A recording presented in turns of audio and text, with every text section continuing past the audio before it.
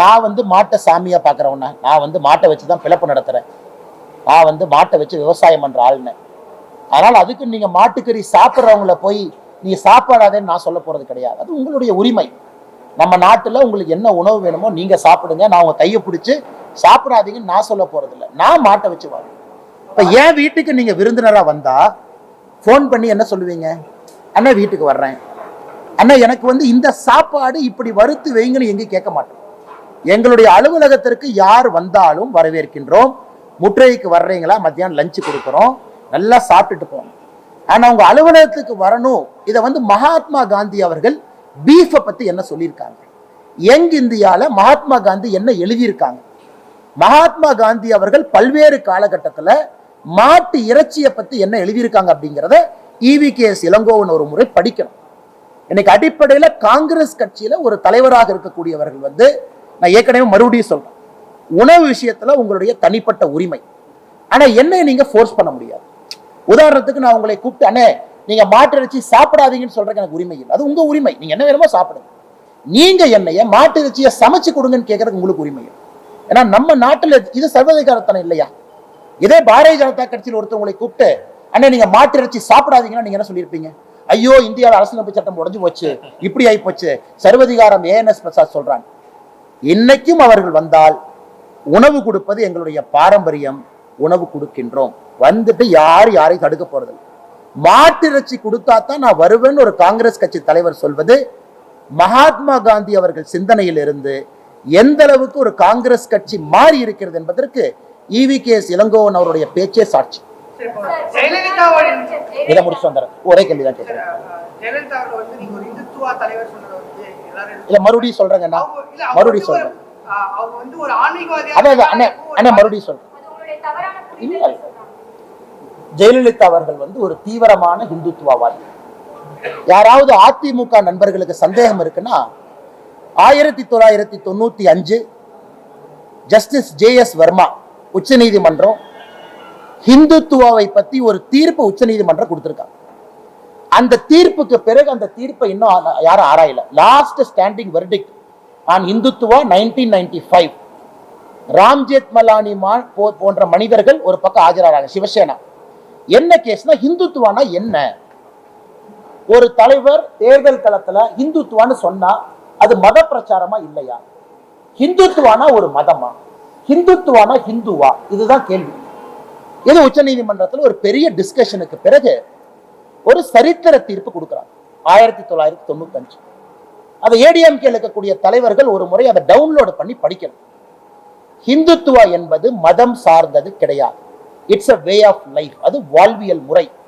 இந்த மண்ணினுடைய கலாச்சாரம், இந்த மண்ணில 12,000 ஆண்டுகளாக 20,000 ஆண்டுகளாக நாம் எப்படி வாழ்ந்திருக்கின்றோமோ அதை பிரதிபலிக்கக்கூடிய உணர்வு இந்துத்துவா. இந்துத்துவாவை பொறுத்த வரைக்கும் பல இடத்துல நான் சொல்றேன், அனைவரையும் அரவணைப்பதுதான் இந்துத்துவா. இத டீஸ்டா சீட்டில்வாட் அந்த NGO, ஃபேமஸ் NGO அம்மா இதை ரிவ்யூக்கு போறாங்க 2013. சுப்ரீம் கோர்ட் இந்துத்துவா தீர்ப்பு தவறு பண்ணிருக்கீங்க, அது இந்துத்துவா உங்களோட இன்டர்பிரிட்டேஷன் தப்பு, அதனால இந்த தீர்ப்பை மறுபடியும் நீங்க ஆராயணும் சுப்ரீம் கோர்ட் போகும் பொழுது, சுப்ரீம் கோர்ட் 1995 தீர்ப்பை ஆராய மறுத்து விட்டார். இன்னைக்கு இந்தியால 1995 உச்ச நீதிமன்றம் கொடுத்த தீர்ப்பு இந்துத்துவாவை பத்தி, அதுதான் இன்னைக்கு பைபிள், அதான் குரான், அதான் பகவத்கீதை. அதை வச்சுதான் நான் பேச முடியும். இந்துத்துவா என்னை பொறுத்த, உங்க இந்துத்துவா என்ன? நல்ல கேள்வி. ஏன் இந்துத்துவா எல்லாரையும் அரவணைக்கும். இன்னைக்கு நான் ஜெயலலிதா அம்மாவை பத்தி சொல்ற கேள்வி. 1984 செல்வி ஜெயலலிதா அவர்கள் ராஜ்யசபா MP டெல்லியில் இருக்கிறாங்க. அப்ப பாராளுமன்றத்தில் ஜெயலலிதா அம்மா பேசுறாங்க. ஜூலை 26, 1984. நான் பிறந்த மாதம் ஒரு மாசம் கழிச்சு, அப்ப நான் ஒரு மாசம் குழந்தை. இப்ப ஜெயலலிதா அம்மா பேசுறது நான் அப்படியே படிக்கிறேன் ஆங்கிலத்தில். Finally, I now pose 2 questions to the Honorable Minister for Home Affairs.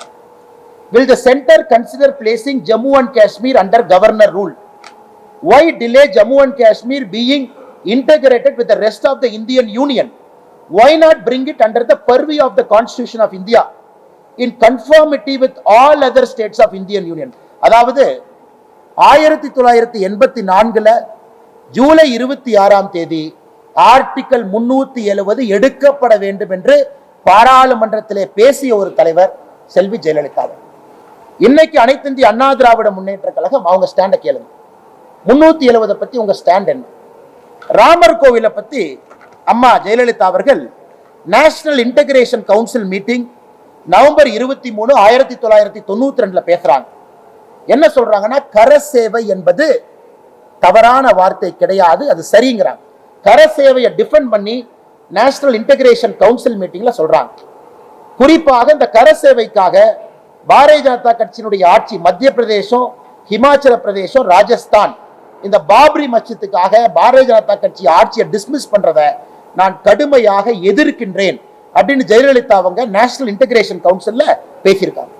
1993 செல்வி ஜெயலலிதா அவர்கள் அம்மா அவர்கள் ஏடிஎம்கே தொண்டர்கள்ட்ட 20 லட்சம் கையெழுத்து இயக்கம் நடத்துறாங்க. ராமர் கோவில் கட்ட வேண்டும் என்பதற்காக அதிமுகவினுடைய தொண்டர்கள் கையெழுத்து இயக்கம் நடத்த வேண்டுகிறாங்க. அதனுடைய நிறைவு விழா சென்னையில் நேஷனல் அவேக்கனிங் மீட்டிங்க்கு எல்கே அத்வானி வந்து பங்கேற்கிறாங்க. 2003 பத்திரிகையாளர் ஒரு கேள்விக்கு பதில் சொல்றாங்க, ராமர் கோவில் இந்தியால கட்டலினா பாகிஸ்தான்ல கட்டுவோம். ஆனா இன்னைக்கு அந்த கட்சியினுடைய தலைவர்கள் என்ன சொல்றாங்க, முட்டி வலி அதனால ராமர் கோவிலுக்கு போக மாட்டேன், இடுப்பு வலி அதனால போக மாட்டேன்.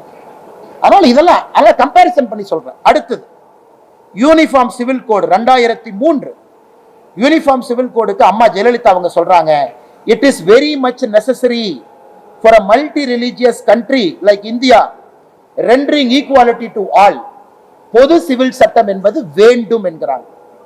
இன்னைக்கு 2023 ஜூலைல அனைத்து இந்திய அண்ணா திராவிட முன்னேற்ற கழகம் அதை எதிர்க்கிறாங்க. அவங்க கம்பேர் பண்ண ராமசேத்துவை பத்தி மார்ச் 2012 ஜெயலலிதா அவர்கள் மத்திய அரசு கிட்ட சொல்றாங்க, இந்த ராமர் பாலத்தை ஒரு நேஷனல் மானுமெண்டா நீங்க அறிவிங்கிறாங்க. அதுக்கப்புறம் சுப்ரீம் கோர்ட்ல ரிட் பெட்டிஷன் 2007 ஜெயலலிதா அம்மா ஃபைல் பண்றாங்க. அதுல Tuticorin port union of India ministry of culture Ramar சேதுவை நேஷனல் மானுமெண்ட் பாரம்பரிய சின்னமா அறிவிங்கிறாங்க. ஆனா இன்னைக்கு அசம்பிளில ஏடிஎம்கே அபிஷியல் ஸ்டாண்ட் என்ன?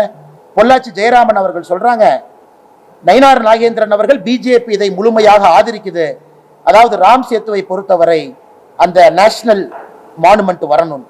ஜெயராமன் அவங்க சொல்றாங்க, இந்த ப்ராஜெக்டை நாங்க ஸ்டடி பண்ணுவோம், ஸ்டடி பண்ணிட்டு அதோடைய சாதக பாதகத்தை பார்த்து அதன் பிறகு முடிவெடுப்போம் அப்படி. அதாவது அம்மையார் ஜெயலலிதா அவருடைய கொள்கையிலிருந்து நான் என்ன ஆன்டி கன்வர்ஷன் லாக்குள்ள போக விரும்பல. ஜெயலலிதா அம்மா 1991 வேத பாடசாலை தமிழ்நாட்டில் உருவாக்குனாங்க. அதுக்குள்ள நான் போக விரும்பலீங்க. அதனால யாராவது ஏடிஎம்கே நண்பர் இதை அப்போஸ் பண்றாங்கன்னா விவாதத்திற்கு பாரதிய ஜனதா கட்சி தயாராக இருக்கிறது. ஒரு எஸ்டிபிஐயோட நாங்க கூட்டணி வச்சுட்டோம் அப்படிங்கிற ஒரே ஒரு காரணத்திற்காக மாத்தி பேச வேண்டிய அவசியம் அனைத்து இந்திய அண்ணா திராவிட முன்னேற்ற கழகத்தில் இருக்குமே தவிர எங்க இருக்கல. 1993 RSS அலுவலகம் இதே சென்னையில பயங்கரவாதிகளால் குண்டு வெடித்து தகர்க்கப்பட்ட பொழுது அதை ஜெயலலிதா அம்மையார் அவர்கள் RSS அலுவலகத்தை முழுமையாக கட்டி கொடுப்பதாக சொன்னார்கள். தமிழகத்தினுடைய RSS அதை மறுத்தது. நாங்களே மக்கள்கிட்ட பணம் வாங்கி கட்டிக்கிறோம், அரசு பணத்திலே எங்களுக்கு கட்டி கொடுக்காதீங்க, அரசு பணத்திலே ஒரு RSS அலுவலகத்தை கட்டி கொடுப்பேன், குறிப்பாக பயங்கரவாத தாக்குதலுக்கு பிறகு ஜெயலலிதா அம்மா சொன்னாங்க. இப்ப நீங்க சொல்லுங்க, நான் ஜெயலலிதா அவர்கள் இந்துத்துவவாதி என்று சொல்வதிலே என்ன தவறு? பாதகம் செய்பவரை கண்டால் நாம் பயங்கொள்ளலாகாது பாப்பா, மோதி மிதித்து விடு பாப்பா, அவர் முகத்தில் உமிழ்ந்து விடு பாப்பா. அண்மை செய்திகளை உடனுக்குடன் தெரிந்து கொள்ள இணைந்திருங்கள் இயம்நாடு தொலைக்காட்சியுடன்.